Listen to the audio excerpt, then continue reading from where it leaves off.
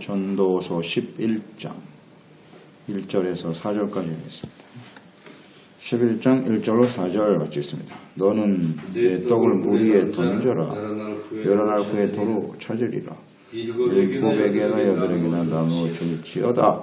무슨 재앙이 땅에 임하는지 내가 알지 못함이니라. 구름의 비가 가득하면 땅에 쏟아짐. 나무가 나무로나 북으로나 쓰러지면 그 쓰러진 곳에 그냥 있으리라. 풍세를 살펴보는 자는 파종하지 못할 것이요 구름만 바라보는 자는 거두지 못하리라. 부재를 실천하는 지혜.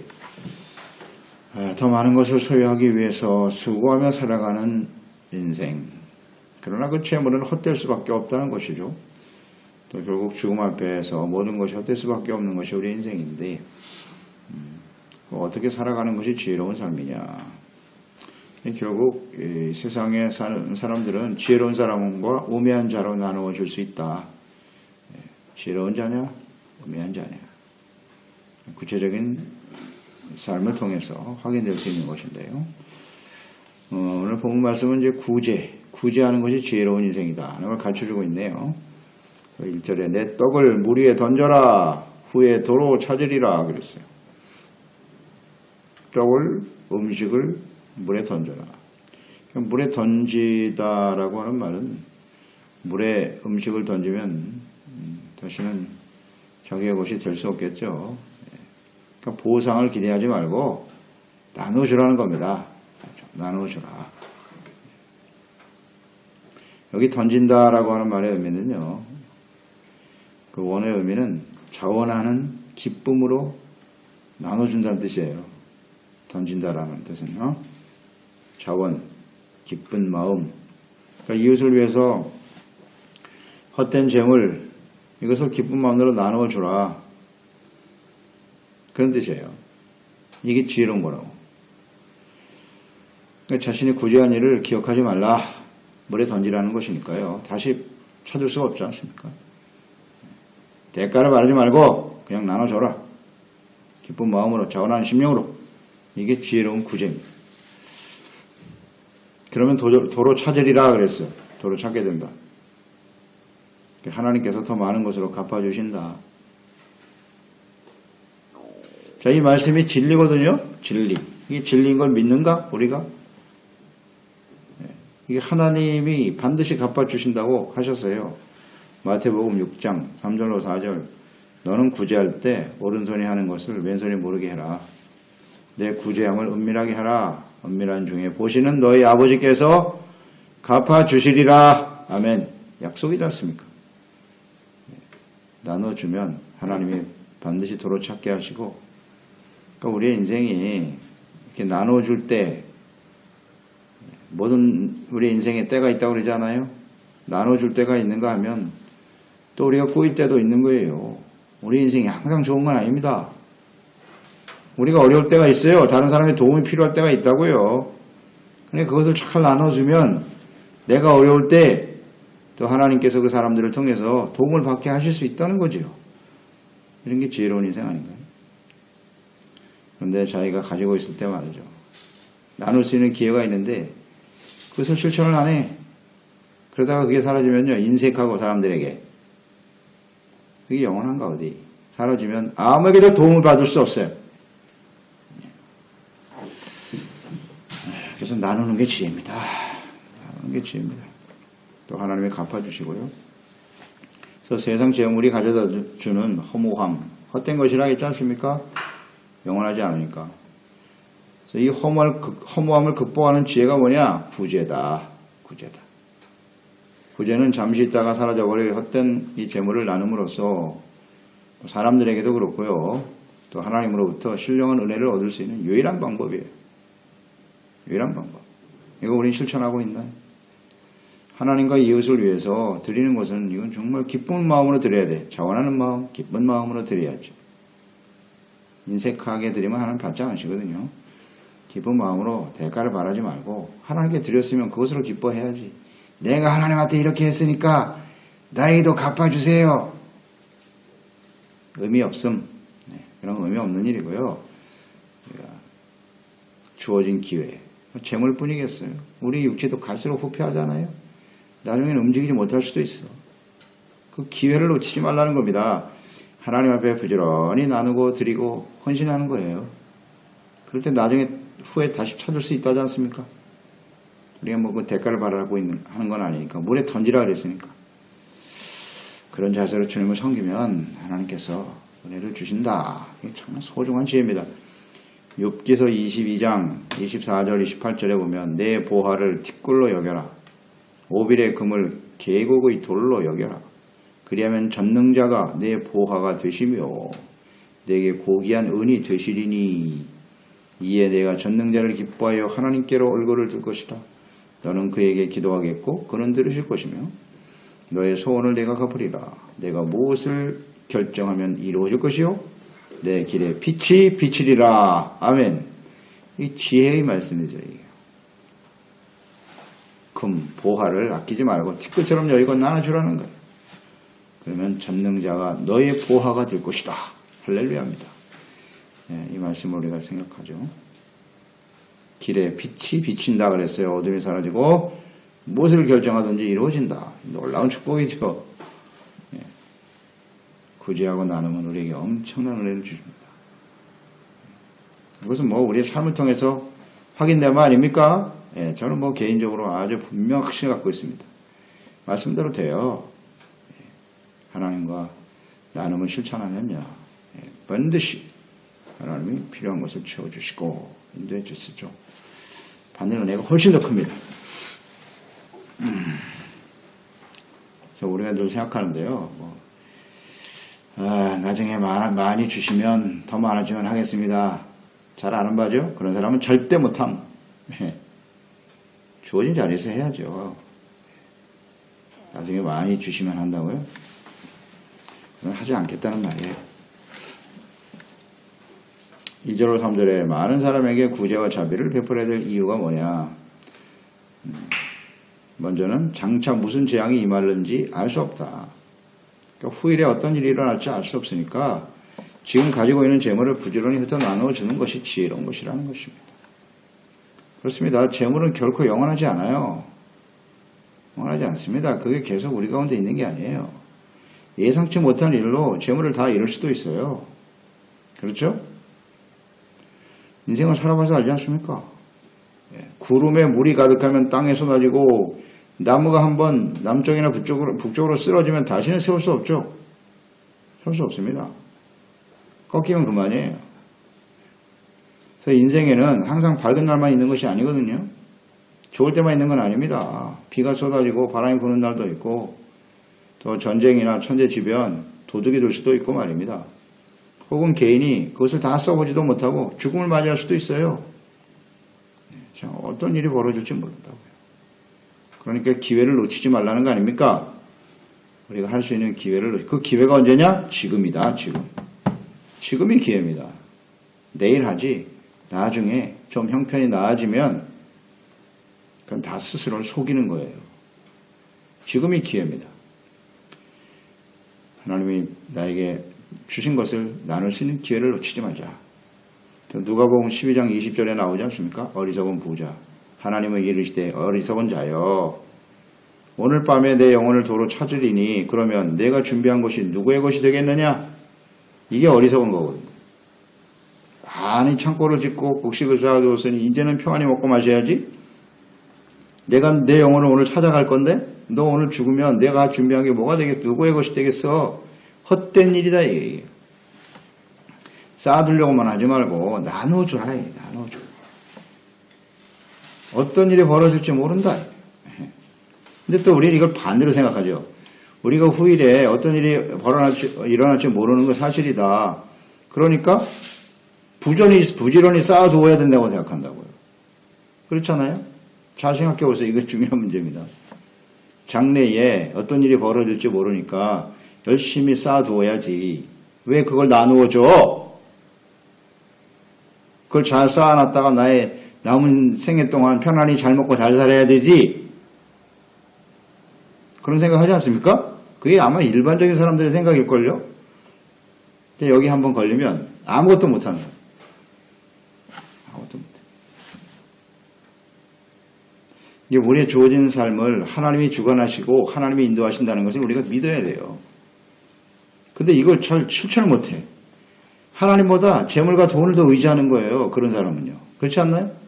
우리가 아무리 주여 주여하고 하나님의 이름을 부른들 나의 주어진 인생을 돈이 나를 지켜줄 것이다. 그리고 돈을 계속 쌓아두고만 있다면 그건 하나님이 아니라 재물이 주인인 사람이죠. 안 그렇습니까? 그게 본질 아닌가요? 그걸 나누고 흩어 나누어줄 수 있는 사람 어리석죠. 예. 앞으로 내가 요새 100세 시대인데 30년을 더 살지 모르는 상황에서 말이죠. 20, 30년. 쌓아둬야지. 그건 하나님을 믿는 게 아니에요. 이거 하나님께 던지는 거예요. 사실 구제는 하나님께 던지는 거라고요.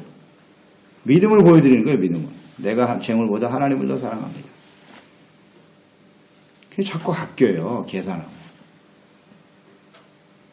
이러면 안 돼요. 그건 진짜 하나님을 믿는 게 아니에요. 그러니까 인생이 피곤해져요. 선택을 해야 돼요. 우리는. 나중에 나아지면 하겠습니다. 그런 날은 안 와요. 당장 내일 나의 인생이 끝날 수도 있어요. 안 그렇습니까? 그러니까 이 기회를 놓치지 말라는 겁니다. 기회가 주어졌을 때 작은 일부터 부지런히 실천하고 이런 말씀은 성경에 가득한데요. 에스겔서 7장 19절에 보면 에스겔 7장 19절 그들이 그 은을 거리에 던지며 그 금을 오물같이 여기리니 이는 여호와 내가 진노를 내리는 날에 그들의 은과 금이 능히 그들을 건지지 못하며 능히 그 심령을 족하게 하거나 그 창자를 채우지 못하고 오직 죄악의 걸림돌이 되미로다. 이 은과 금이 자신들의 삶을 지켜줄 줄 알고 있었단 말이에요. 이 어리석은 하나님의 백성들이. 그런데 하나님의 날 내가 너에게 진노를 내리는 날에 그랬잖아요.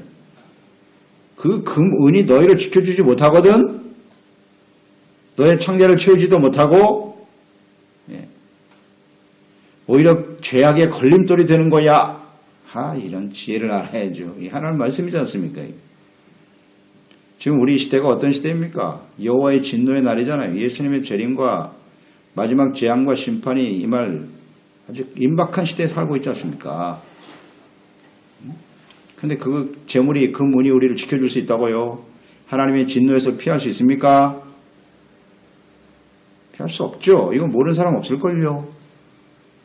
근데 실천이 안 되잖아요. 실천이 안 돼. 그걸 알면서도 여전히 재물, 돈 그것이 나의 삶을 지켜줄 거야. 아니거든요. 아닙니다. 실천해야 합니다.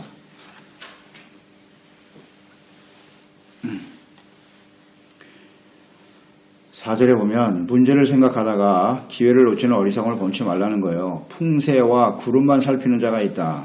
아이고 바람이 많이 불어가지고 일하기 어려워. 그래서 씨앗을 뿌리지 않는 거야. 씨앗을 파종할 기회인데 바람 탓만 하고 있어요. 날씨가 안 좋아서 못하겠어. 또 구름만 살피고 있어요. 야 비가 올 것 같아서 추수도 못하겠네. 이런 사람은 아무것도 거둘 수 없다는 거예요. 날씨 핑계대고 파종의 기회를 놓치는 어리석은 자. 이것도 구제와 연결이 되는 거예요. 날씨가 좋지 않고 경기가 좋지 않고 상황이 좋지 않으니까 씨앗을 뿌릴 때 못 뿌리면 거둘 게 없지 않습니까? 구제할 기회를 놓쳐버리면 아무것도 거둘 게 없다는 거죠. 이런 게 지혜 아닙니까? 여러 가지 핑계가 많아요. 우리가 씨앗을 심지 못하고 구제하지 못하는데 이유가 있다고. 내가 아직 풍성하지 못하고 장래에 어떤 일이 벌어질지 모르잖아. 미래에 대한 불확실성. 우리의 미래에는 항상 좋은 일만 있는 건 아닌 것 사실이잖아요. 어떤 예상치 못한 문제가 발생할 수도 있고 이런 걸 미리 생각하고 아무것도 안 하는 거야 그냥. 이런 게 게으름이라고 사실은. 이런 우리는 생각합니다. 그래서 구제와 나눔. 이 주어진 기회에 실천하지 못하면요. 하나님의 은혜와 복을 누릴 수 없게 된다는 거죠. 그런 측면에서 우리가 그리스도인으로 인생을 산다는 것, 곧 하나님을 경외하고 또 하나님의 말씀을 쫓아 복음을 위해서 살아가는 삶은요, 반드시 박해와 시련이 있다고 그랬죠? 경건하게 살고자 하는 자는 박해도 함께 받느니라. 그러니까 이걸 미리 걱정하는 사람들이 있어요. 야, 내가 이렇게 하나님을 잘 믿고 살면 나에게 박해와 시련이 다가오면 어떡하지? 또 악한 원수마귀가 끊임없이 대적하고 그들과 싸워야 되는데 이거 걱정하고 앉았어요. 그래서 하나님을 잘 믿는 것을 오히려 거부하는 사람도 있어요. 이거 참 어리석은 일 아닙니까? 그냥 아무것도 못하고 있는 거예요. 그러니까 열심히 안 해. 열심히 해봤자 뭐. 고난과 시련 다가오고 문제 생기면 어떡해. 그런 측면이 있지 않습니까?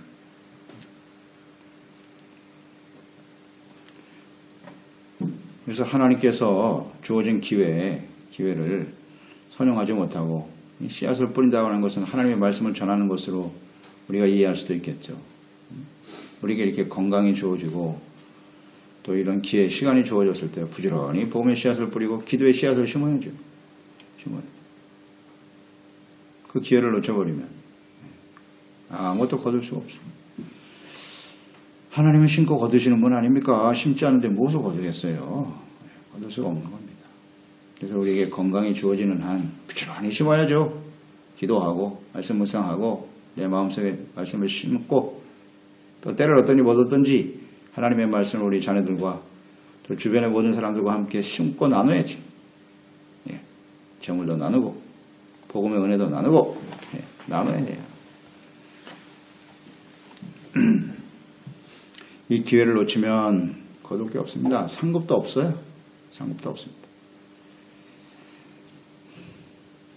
주님 오시는 그날은 주님께서 추수하러 오시는 날이고 또 하나님 앞에 섰을 때 우리의 삶에 대한 심판이 반드시 있고 상급 그것을 기대하면서 오늘 주어진 기회에 최선을 다하며 살아가는 거죠. 결과의 불확실성을 걱정하면서 내가 뭐 이렇게 수고해봐야 내가 원하는 대로 결과가 이루어질까? 불확실하니까요, 항상.